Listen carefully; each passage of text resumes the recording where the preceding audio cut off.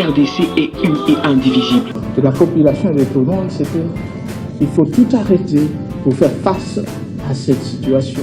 Et que nous ferons de cette terre richement bénie un réel havre de paix, de prospérité et de progrès social.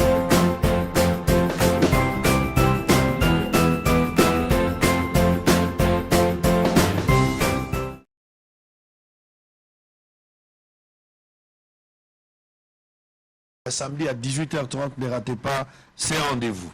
Alors on va démarrer. Ressources Matter, c'est ça. Exact. Ressources Matter. Ah, là, combien de temps à moi anglais.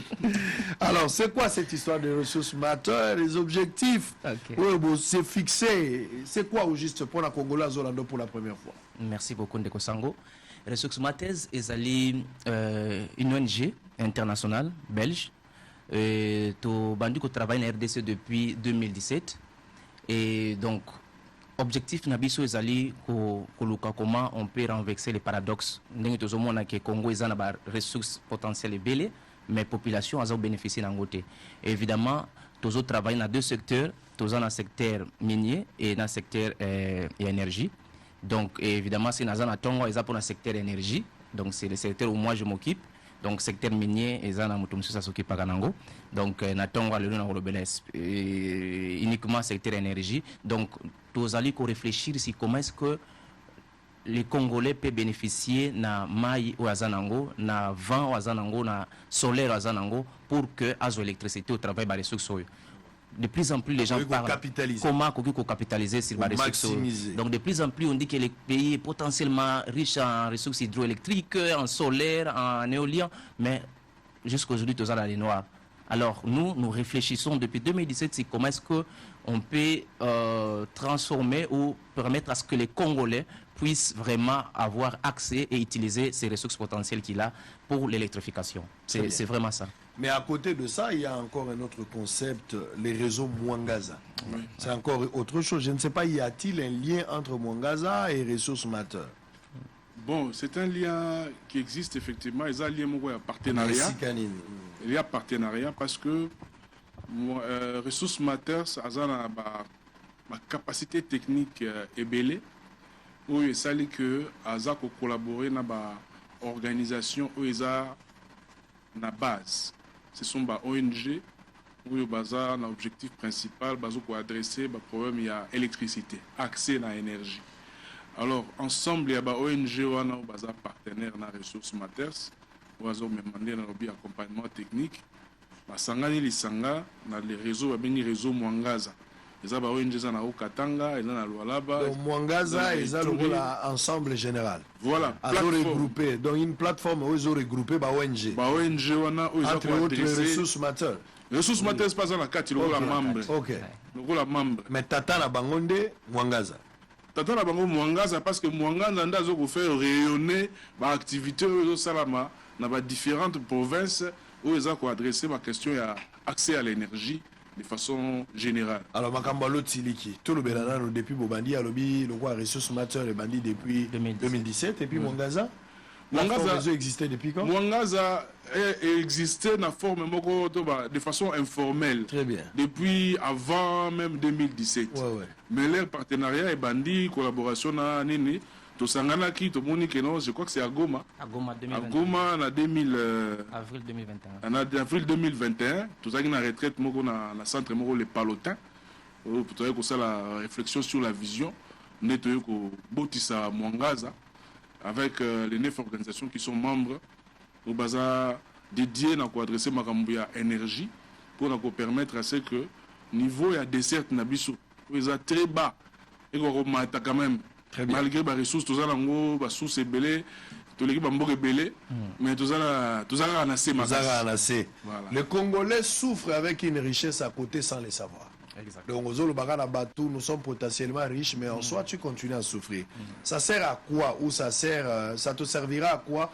Il y a quoi vantage à chaque fois ce que tu as comme potentialité, alors qu'aux autres vivraient en côté. Ça, c'est vraiment un sérieux problème. Et je voulais aussi vous faire rire. Il y a un Congolais qui m'a na yoki tango lobi maka mwa retraite moko na Goma eza na mama moko abenga nga na ebisité na la retraite nazo sala mwa makamoko et je ne saurais pas vraiment ko répondre faut na sili samsa nazo ça Maman a vu papa, ah, oui, on est au bon de la temps, on y est. Donc pour la banque, quand tu parles de retraite, à chaque fois, le quoi, à Kinshasa, à Congo, si on t'a vu dans la retraite, c'est quelque chose qui est a vu que retraite, les alliés commis pima, cause la musique, na bateau, au kanisa, ou cause la retraite, il y a la même. Au bout, il y a bateau, cause la retraite, il y a tanga, cause la retraite, il y a kanisa makamu, ou cause la retraite, à consécration, et le komoko, ils a commis pima, cause la musique, il y a bateau, kokanga maïsika moko, kokanisa, ko résoudre, ko tala eloko moko na ndenge ya sérieux. Yango ne retraite. Mais pour la bateau, le bika j'étais en retraite automatiquement. Vous avez une tout ça. Ça vous fait rire. Ah, très bien. Alors, qu'est-ce qu'on peut retenir en actif Nabino? Likambo Lotiliki, tout le belana le penza pour Congolais à comprendre. Depuis Bino Bobandi, ressources matters. Depuis Bobandi qui le loyo, constat nini Bino Bosalaki et sur base il y a constat wana nini Bino Bosali déjà jusqu'à ce jour. Ok, merci beaucoup Ndeko Sango pour la question. Donc, comme nous avons les ressources mathèses, et déjà tu crées une organisation sur base il y a constat de voir que vraiment les pays sont potentiellement riches en ressources énergétiques, mais les pays sont dans les noirs. Alors, on a commencé en 2017 par faire d'abord l'inventeur. Il y a tout ce qui existe comme information sur les potentiels hydroélectriques en RDC et aussi solaire. Donc, tout ça, le travail, on a sur base, il y a travail au PNUD à classe PNUD à public à classe mi-balé, donc en 2014, en 2016, sur les énergies renouvelables. Donc, nous, tous ceux qui travaillent, on a, parce que c'était en format dur, il vraiment tellement monnaie que parfois même il y a du mal pour que les bandes pays basent en information. Alors, nous, on avait pris ces informations-là pour vérifier qui est en haut. Et tu convertis ça qui a un fichier cartographique et puis tu checkes une plateforme donc Map for Environment. Alors l'idée c'était que l'information soit partagée même dans bateau au bazali banda pays parce que ceux qui besoin d'information et que moto azali banda za azo ibate que est-ce qu'il peut venir à investir dans le pays, donc c'est un peu compliqué. Alors nous étions en train de réfléchir sur comment est-ce qu'on peut montrer l'information sur les potentiels hydroélectriques solaires où il y a RDC pas bateau bazali banda. Parce qu'on sait que le secteur est libéralisé, nous devons investir dans le secteur de l'électricité où il y a énergie pour produire, énergie pour vendre.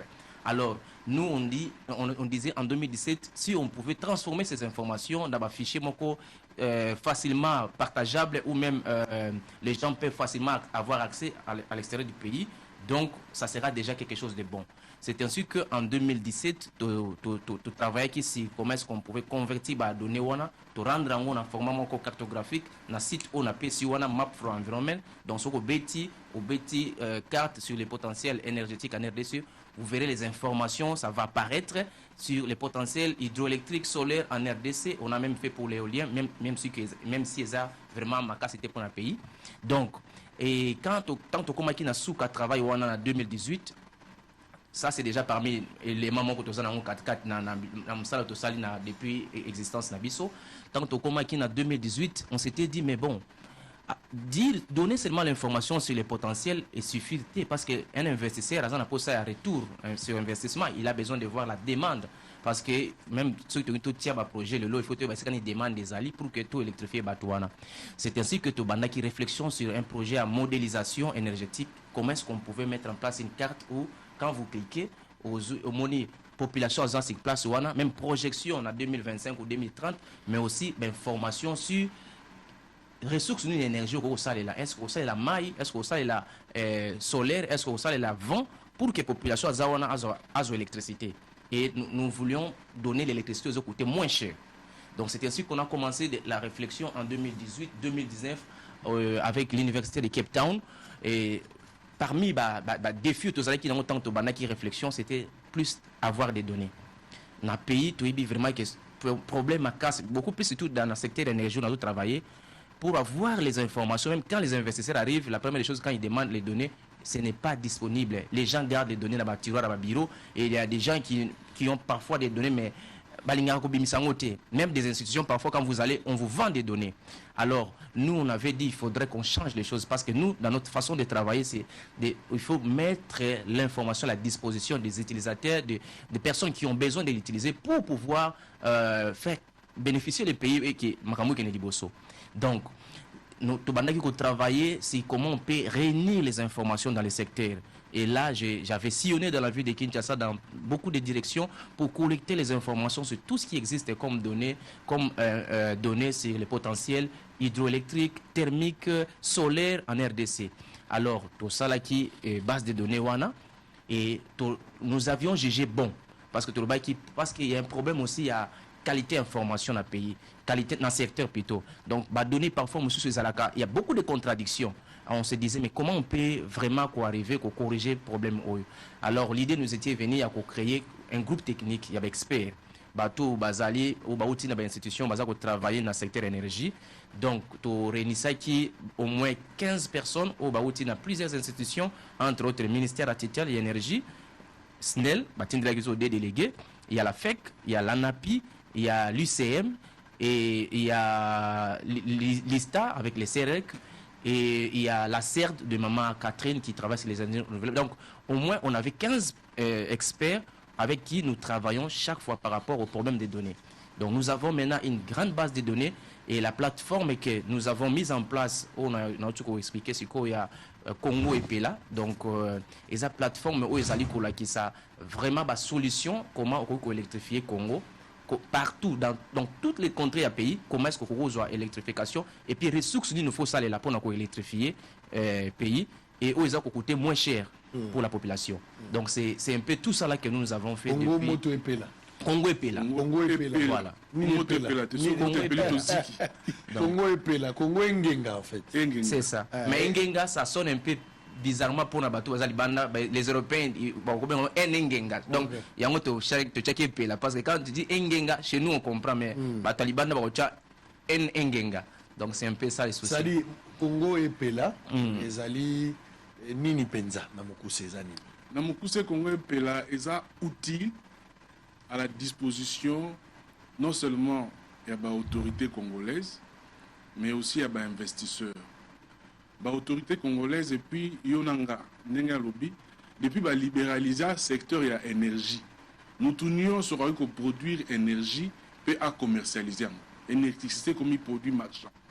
Mais pour commercialiser un produit, il faut qu'il y ait place ni nous place ni besoin besoin et puis nous développons on a kumoko minimalisé. Donc outil wana existe parce que le problème à relever, le problème à donner, et ça problème ils ont gangréné pratiquement tous les secteurs de la vie nationale.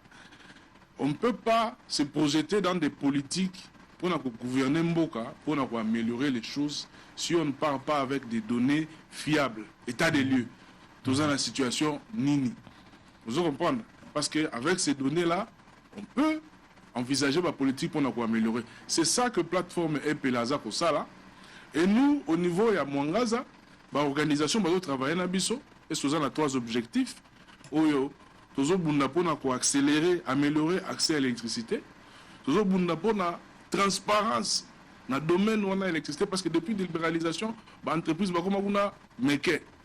Donc le flux financier peut commis et belé au Sengeli, tout l'andelato est-ce que les ko salama bien on les a volé gouvernance, on a ça la monitoring, la bonne gouvernance dans le secteur de l'électricité là producteurs indépendants ba komi belé. Voler mususu ezali voler au Italie population, communauté. Ba projet mingi tozo bana yo salama la milieu moko oyo ba population bazawana. Oyo sengeli consentement na bango neto baka kolandela makambo ndeme ko sola na bango et puis soki besoin la possibilité à évacuer bango neti ba délocalisation salama neti soka ki salama na Busanga na Luala bakuna tamba tongaki barrage ya Busanga. Donc comment faire en sorte que la délocalisation na salama ndenge longo bani même na indemnisation salama kita ou kibali ya kamata ki exactement ndeto zolandela mais on peut pas voir ça sur ça la données réalité la donnée fiable. Donc voilà chaque organisation il y a Mwangaza partout où yazali na pese exemple par exemple il y a bandeko na biso ya CDC Ituri bazana Ituri ba travailler sur comment comprendre que province lokola Ituri eza la difficulté à énergie alors que possibilité à électrifier en eza eza na moko ya Kalawana ya Solenyama eza qui géré par Electrokimo et ainsi de suite. Une autre chose que les organisations mondiales et ça la étude socio-économique pour comprendre qu'est-ce qui ne va pas. La source est là, les infrastructures sont là, qu'est-ce qui ne va pas? Après diagnostic, les recommandations sont rendues publiques. Très bien. Et puis on interpelle l'autorité pour le pouvoir. Pourquoi est-ce que tout ça... C'est ça la véritable opposition, la véritable société civile. C'est vraiment ça. Exact. On va revenir. Nazagi na Kafumbu, hein, vous allez voir aussi... parce que Makambazo lo ya courant lelo, on va voir Chiti à Kafumbu un moment. Makambo tolo ba makambo courant. C'est normal. C'est-à-dire lelo ba libéré. Nanina lo bango na bo pété pour moto wa comprendre ngai. Oza homme d'affaires. Oza entrepreneur. Oza congolais. Faut y barake yo entrepreneur, yo homme d'affaires, oko bandulela ka tesnel courant a pesibisote. Ezala ba kamata ki mundele penza oyo ebi mundele ya poto. Ba ye ba tie DG ya SNEL. Ceux qui ont utilisé les mêmes méthodes, la même politique, il y a un sens de politisation dans cette histoire d'entreprise publique à SNEL de reproduire le logoté.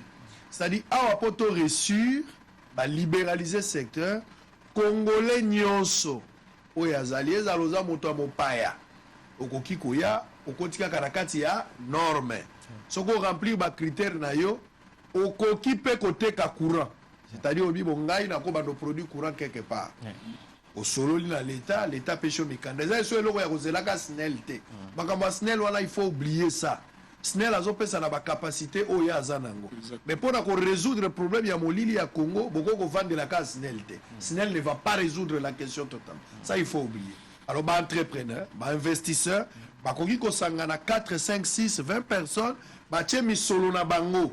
Baké par exemple na Kafumbu na Ngandajika ceux qui ba komi ba moni ezali tout ça toko sala ndenge no ekosenga biso ta faut mayele bo toko bandozwa kura toko tekela ngo banani toko tekela bato Ngandajika bato Mbujima et toko teka bo sali une étude est-ce que toko gagner par rapport à pouvoir d'achat ceux qui vont étudier no so boche misolo na bino l'état za na taxe za kozwa bino bato bo investir bozo sala pe mombongo na bino bato baza ba bénéficier la courant bango pe bazo sepela et puis comme il la cycle moko évolutif eza robana c'est ça le toko bando continuer à causer la SNEL alors que SNEL a kotika la kosala nyoso te c'est ça en fait aujourd'hui libéralisation exact si je peux même ajouter un élément allez-y à la l'image de parce que ce qu'on information on a pour investir dans information il faut pas qu'on a site où on donc www.congoepela.org on a réellement et c'est qu'il potentiel les même site on tangi on a biso to représentant cartographiquement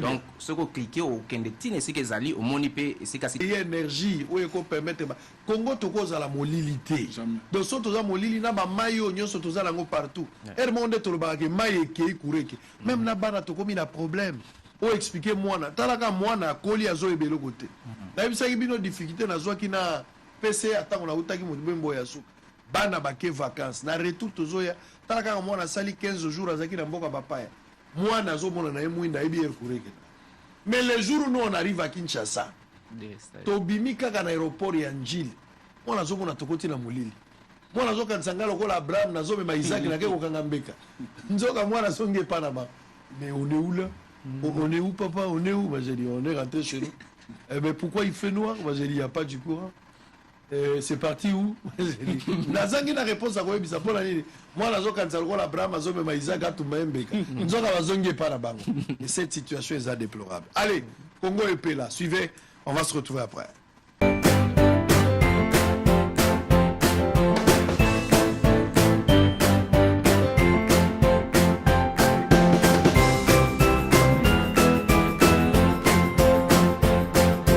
Au but, quelle solution pour qu'on mette fin à l'agression rwandaise? C'est que, pour le gouvernement, je pense, il doit mettre fin à l'ambiguïté du discours qui développe au sommet de l'État. Parce que le chef de l'État a son discours, le ministre des Affaires étrangères a son discours, ses militants ont leur discours, et même l'entourage, les députés, chacun a son discours par rapport à l'agression du Rwanda, par rapport à l'agression de l'Ouganda. Quel est le discours qu'on devrait faire valoir selon vous? Justement, on devait effectivement, lorsqu'on tient un discours de l'agression du Rwanda, et alors demeurer là, et il n'y a pas deux voix, vous demeurez là, alors vous reconnaissez aussi en même temps que l'Ouganda, en même temps que le Rwanda, que l'Ouganda est aussi un pays agresseur.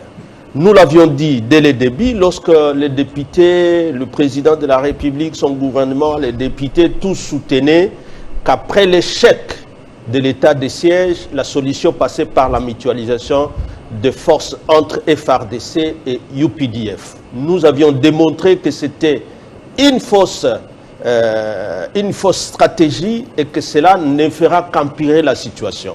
À Beni et à Nitouri, tout le monde a compris qu'aujourd'hui, c'était une mauvaise solution.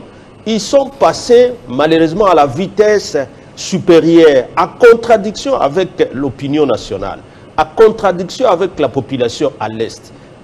Ils sont dans les accords ou conventions de Nairobi qui invitent une force régionale de l'Est africaine. Comment vous réagissez justement par rapport à ça? Non, justement, les contradictions ont demeuré. Non seulement notre gouvernement avec le discours de notre gouvernement, du président, avec le discours de ses partenaires-là, mais aussi les discours entre eux partenaires. Tout le monde aujourd'hui comprend que entre l'Ouganda, les discours de Museveni et de son fils sont contradictoires. Son fils qui montre bien que l'Ouganda devra toujours être aux côtés du Rwanda, mais aussi lorsque le Kenya veut venir assumer peut-être ses rôles de commandement que cette convention lui confie, vous voyez que le premier a levé le ton pour montrer qu'il y a la contradiction entre les forces même de la région de l'Est African Community. C'est l'Ouganda qui ne veut pas que le Kenya assume pleinement ce rôle-là. Et ces contradictions-là, le risque, c'est qu'il risque d'y avoir affrontement sur le sol congolais. Par là, vous voulez Donc dire on doit mettre fin à l'hypocrisie dans ces accords-là, et c'est le gouvernement, c'est les chefs de l'État, c'est son Parlement. On doit mettre fin. Qu'est-ce que vous voulez dire concrètement? C'est que tous ces partenaires de la sous-région ne jouent pas franc jeu selon vous? C'est exact. Ils ne jouent pas franc jeu, ils ne viennent pas pour le bonheur ou le bien-être du peuple congolais. Ils s'affoutent de ça, c'est chacun qui vient défendre ses intérêts. Malheureusement, plus grave, avec l'aval de notre gouvernement, ils viennent se battre pour leurs intérêts sur le sol congolais. Et c'est au moment où le peuple devra être appelé à exprimer sa souveraineté quant aux nouveaux dirigeants. Donc vous ne croyez pas en cette force régionale qui va se déployer? D'ailleurs, il faut signaler que le Burundi est déjà sur terrain. Ah, vous ajoutez le Burundi qui est déjà aussi sur terrain sans savoir ce qu'ils sont en train de faire exactement. Pourquoi? Pourquoi je veux croire à cette force? Parce que les FARDC hier, avec l'ancien régime, avec l'ancien président, le Raïs Joseph Kabila Kabang, ils ont fait ce travail-là, bien sûr accompagné par la MONUSCO à l'époque, la brigade d'intervention. Ils ont fait ce travail-là, ils ont mis en déroute le Rwanda et l'Ouganda et leurs alliés ou leurs marionnettes M23. Et en 2013, plus personne ne parlait du M23. Mais les accords jusque-là, qui restent dans l'ambiguïté et qui font que le régime actuel n'est pas un discours qui les met en mariage avec la population, ça fait qu'on ne fait que patauger, parce qu'on ne peut pas vouloir non seulement faire reculer son armée avec les cessez-le-feu, nous avons assisté ici à la nomination de la nouvelle équipe de chef d'état-major de l'armée, ce qui est une bonne chose. Mais c'est que l'impression que la population a, ce qu'on ne les voit pas, déjà à l'œuvre, parce qu'à l'époque du M23, lorsqu'ils ont développé les velléités de vouloir prendre Goma, on a vu que quand on change comme ça une équipe, c'est sur terrain qu'on doit sentir un changement. Mais aujourd'hui, la population de Bunagana, pour demander au FARDC de se battre, continue à marcher. Puisque vous parlez du discours, quel devrait être le contenu de ce discours dans ce contexte de l'agression, justement, selon vous? Mais le contenu est simple. Vous devez, lorsque vous parlez de l'agression, notre pays est agressé, le contenu c'est de mobiliser les forces armées congolaises. Mais ici, la contradiction, c'est que les forces qui sont mobilisées sont des forces étrangères. À ça de côté, les FARDC qui ont prêté serment de verser le sang pour la sécurité de cette nation, de cette patrie. Alors, la deuxième, oui, allez-y, qui est une grande c'est de mobiliser le peuple. La population, ce sont les devoirs d'un chef d'État lorsque son pays est agressé, qu'à côté du FARDC, on mobilise le peuple tout entier. Mais aujourd'hui, quand vous voyez un gouverneur militaire du Nord Kivu, lui ne parlait que des budgets, de contribuer à l'élévation du budget. Le chef de l'État, il ne parle que de la hausse du budget sur une population meurtrie, une population en guerre. Vous vous vantez de hausser les taux des impôts, des nouvelles taxes, des taxes illégales qui ne font que s'imposer sur une population meurtrie, une population qui souffre, une population qu'on massacre. Vous savez que même les commerces ne tournent plus dans cette région-là parce que le coupeur de route, on brûle les véhicules, leurs marchandises, les villages, ceux qui devaient aller acheter des marchandises dans les centres-villes, ne sont plus au village pour vaquer à leurs activités champêtres. Tout ça compris, il faut se vanter d'augmenter des taxes. C'est ça qui est plus grave. Donc, on divise bien les FARDC des populations et on prétend qu'on va gagner la guerre. Je ne pense pas. On comprend très bien que le discours qu'on devrait privilégier, c'est celui de mobiliser justement la population. Le FARDC est mobiliser la population pour faire un mariage. Pensez-vous qu'au jour d'aujourd'hui, il est urgent de revoir par exemple la politique de défense de notre pays? Bon, la politique de défense, c'est le gouvernement qui doit le définir, bien sûr, en concertation avec les... Parce qu'on se pose la question, la question où se situe réellement le problème. Est-ce au niveau des moyens militaires ou au niveau des autorités qui doivent prendre des décisions courageuses? Oui, tout part déjà de la vision que le chef de l'État doit avoir par rapport à la sauvegarde de la souveraineté de notre pays. Tout part de là, parce que la définition de la politique de la défense partira de ça. Mais s'il n'y a aucune politique ressentie au niveau de l'opinion nationale et internationale, à ce moment-là, ça pose problème. Et on se demande, est-ce que réellement il y a une vision de défendre les frontières de notre pays, dans sa souveraineté? Est-ce qu'il y a cette vision dans ceux-là qui nous dirigent aujourd'hui? Pourquoi? Et c'est ce que vous avez dit. Oui, justement. C'est à cela que vous sentez l'inquiétude partout, non seulement à l'Est, non seulement à Rutshuru, à Massissi, à Beni, à Lubero, à Nitur, non seulement donc à l'Est, au Sud Kivu, nous avons parlé de l'armée burundaise, mais à travers le pays, parce qu'un pays, c'est comme un corps humain. Si le doigt souffre, c'est tout le corps qui doit le ressentir. Effectivement, face justement à cette agression rwandaise, quelle est selon vous la solution alternative? Parce que la question de la sécurité nous concerne tous. Mais au moment où on suggère des solutions en tant qu'opposant, mais qu'au niveau de ceux qui dirigent, c'est la sourde oreille qui est donnée comme réponse. À ce moment-là, je crois que la solution que propose notre gouvernement, c'est la démission. Parce qu'entre-temps, la souveraineté de notre pays est dangereusement exposée. Menacée aussi, oui. Quand on laisse Bunagana là, pendant plus, aujourd'hui, je crois qu'on est au 120e jour, ça fera déjà 4 mois, sans que la population ne ressente. Je vous dis bien que les déplacés de Bunagana sont en train d'organiser des marches, rien que pour demander que l'armée se manifeste. Et vous sentez qu'au niveau de là, l'armée, face à cette pression de la population, parfois ils promettent ce qui n'est pas dans la tête de ceux qui dirigent aujourd'hui.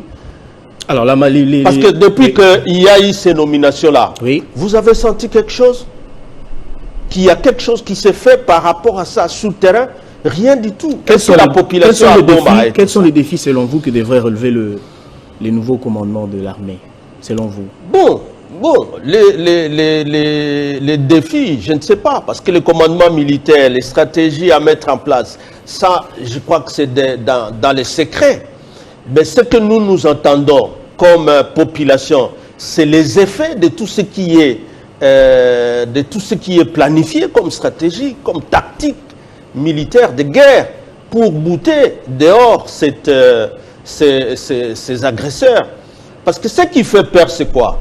Et c'est là où ça devient dangereux. C'est là où nous avons dit l'ambiguïté des discours au sommet. je crois, le président de l'UNC, Vital Kamerhe, revient d'une longue tournée à l'Est.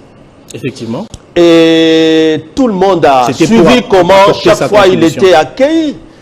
Hein, c'était simplement avec une forte protestation que de cela, aujourd'hui il arrive à Kinshasa, ce qui développe, c'est la stratégie, c'est pas moi de triangle, cyclone, les M23. Donc, et aussi, ils veulent reconnaître les M23 et les mettre au même pied d'égalité que les FRDC, comme l'a dit le secrétaire général Antonio Guterres, pour demander que nous renégocions, parce que M23, revenu au Congo après qu'il ait été défait en 2013, revenu sous base des accords de ceux qui nous dirigent aujourd'hui, qu'on amène les pays dans une logique d'un dialogue où on doit encore parler d'IM23. Alors, j'aimerais poser une question. Normal. Puisque vous venez de parler de la force régionale, pourquoi vous n'y croyez pas? Est-ce que vous y voyez un risque?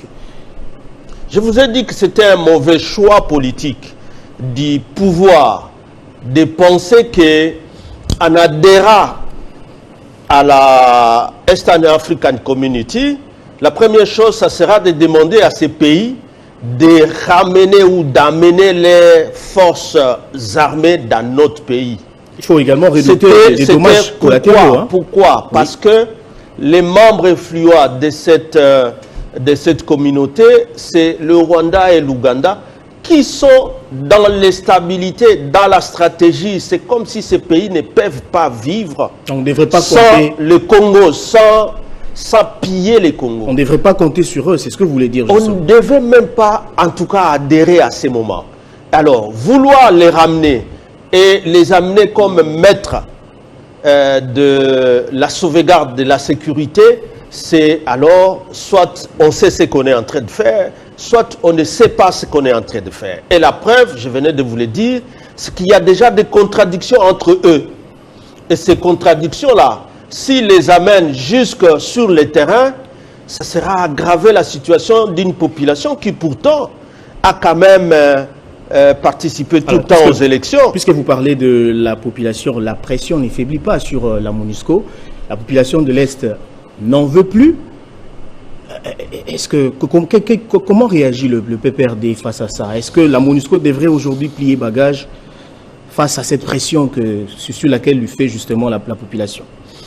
D'abord, ce qui est vrai, que la population est lassée des résultats très très faibles, très très mitigés de cette mission dans notre pays. Vous le savez, l'ancien président de la République l'avait exprimé avant même qu'il ne parte, mais que c'était ceux qui étaient dans l'opposition qui nous accusaient de tous les maux, que nous cherchions à faire partir la MONUSCO parce que nous avions un agenda caché par rapport à ça. Aujourd'hui, et qui soutenaient la MONUSCO, nous avons été surpris que lorsqu'ils s'engagent avec l'East African Community, c'est le moment qu'ils ont lancé, parce que je voudrais bien rappeler ici que la campagne pour le départ immédiat de la MONUSCO est lancée par l'Union Sacrée, par des membres influents de l'Union Sacrée. C'était le président Bahati du Sénat à Goma, vous le savez. Effectivement. On veut mettre tout sur le dos de la population, alors qu'on a vu larguer des députés sur le terrain pour aller inciter la jeunesse contre la MONUSCO. Il ne faut pas que les gens oublient cela. Mais je dis, ce qui était un agenda caché derrière ça, c'est que c'était en même temps que le gouvernement était en train, ou bien notre pays était en train d'être engagé dans une autre communauté, Eastern African Community, qui en réalité promettait d'envoyer les armées contre, on pensait que c'était contre les M23, mais quand ils viennent, disent ce ne sera pas pour se battre contre les M23. Ça, c'est l'agenda caché. Et là où nous, PPRD, on a dénoncé cette façon de faire, c'est lorsqu'on sait qu'à l'époque, lorsque le Raïs Kabila Kabange demandait à la région de SADC de nous venir en aide avec une brigade d'intervention pour neutraliser les groupes armés à l'Est, c'est l'ONU, la MONUSCO, qui s'était opposée à l'époque. Et alors, nous, on n'est pas d'accord en tant que PPRD lorsqu'on voit que les dirigeants actuels sont en train d'engager notre pays dans une mauvaise direction, qui est une direction qui vient plutôt alliser l'instabilité avec l'avènement d'autres groupes armés à l'Est, notamment l'avènement du M23. Le M23 vous dit clairement que c'est sous bas des accords. Alors, face aux résultats mitigés des opérations de la MONUSCO, elle devrait partir, justement. Bon, mais maintenant, parce que le secrétaire général il y a une une imbroglio telle que cette bénédiction, donner ça à ces gouvernements qui nous amène ici les forces armées de l'Est African Community, le pays est dans l'implosion. Donc il ne faut pas que les gens se justifient derrière les faiblesses des résultats de la MONUSCO. À ce moment où ils sont en train d'engager notre pays dans un autre schéma, que c'est la meilleure voie. Non. Je crois que maintenant, c'est le moment d'ouvrir le bon pour exiger à ce gouvernement, pour y arriver, pour lui demander, pour y arriver, faites rentrer d'abord ces 5 États ou 7 États de l'Est African Community, que l'Ouganda quitte notre pays, que le Rwanda quitte, que le M23 quitte. Si nous avons les mêmes résultats qu'avant le départ de Kabila, et MONUSCO devra partir. Alors, très rapidement, voilà.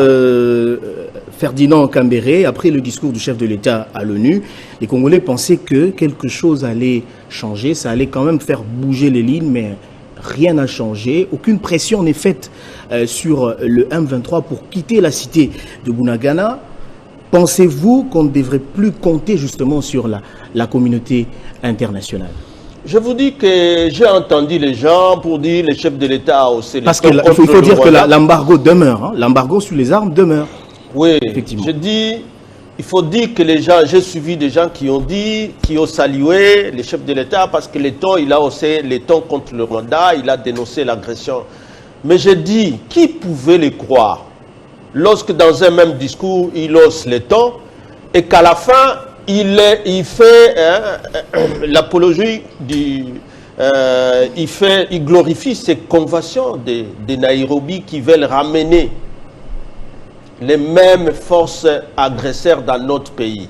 Parce qu'en acceptant que les forces régionales de l'Est African Community viennent et chasser les M23, donc c'est dire une chose et son contraire, tout simplement. Qui pouvait le croire? Vous avez vu que même le président de l'Union africaine, Macky Sall, qui l'a remplacé, n'a même pas fait allusion à une quelconque guerre en RDC. Donc personne n'y croit, parce qu'entre-temps, quand il dit ça contre le Rwanda, mais entre-temps, il signe les accords avec Est African Community. Alors, qui va le croire? On doit compter sur nous-mêmes et non sur la communauté internationale. Ah, mais c'est ça, c'est ce que nous disons tous les jours. Nous devons compter sur nos FARDC. Ça a toujours été des forces vaillantes qui ont démontré leur capacité.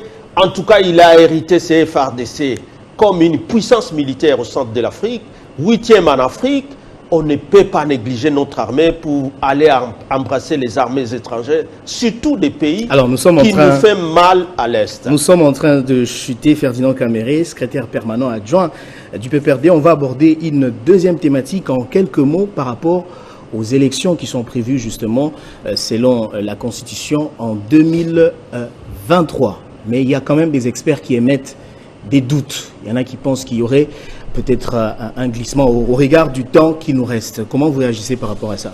Oui, encore une fois, le discours... Voyez-vous le glissement ou pas? Les discours ambivalents de ceux qui nous dirigent, les discours ambigus de ceux qui nous dirigent, entre cette volonté d'organiser les élections par la CENI, mais sans être d'accord qu'on mette une CENI consensuelle qui rassure tout le monde. En vertu du fait que la loi scélérate qui a été votée, c'est une loi quand même qui est décriée par nous de l'opposition, du fait que même rien qu'à voir que simplement par des coups de billets de banque, ils ont remplacé la souveraineté du peuple. J'ai lu ce matin dans les réseaux sociaux une requête, je crois, du professeur Sekimo Nyodjo, que j'ai sali en passant, pour vous dire que cette loi-là est en réalité contestée par les Congolais. Et alors, on veut pousser à aller à pousser les Congolais à aller aux élections, Vous sans que nous n'ayons une CENI consensuelle, sans que nous n'ayons une loi. Vous pensez qu'on devrait revenir encore sur la question de la loi? Mais bien sûr, c'est une loi. Elle n'est pas révolue. Cette loi-là doit être revue. Nous avions soulevé la question de la Cour constitutionnelle. Quand on aime le Congo, quand on aime cette nation, on doit se comporter en homme d'État et servir la nation et pas les intérêts des individus. S'il n'y a pas élection en 2023, vous faites quoi, le PPRD? Nous, c'est des élections ou rien, mais dans les conditions que nous sommes en train de décrire. S'il n'y a pas élection par la volonté d'un homme, c'est que alors nous sommes allés tout droit vers un crash et je ne sais pas qui en payera les pots. Ferdinand Kambere, je vous remercie d'avoir répondu à notre invitation. Merci mon frère Kalonji d'avoir pensé à moi pour ce dimanche. Merci à vous tous également de nous avoir suivis de partout dans le monde. Restez fidèles au programme de Télé 50.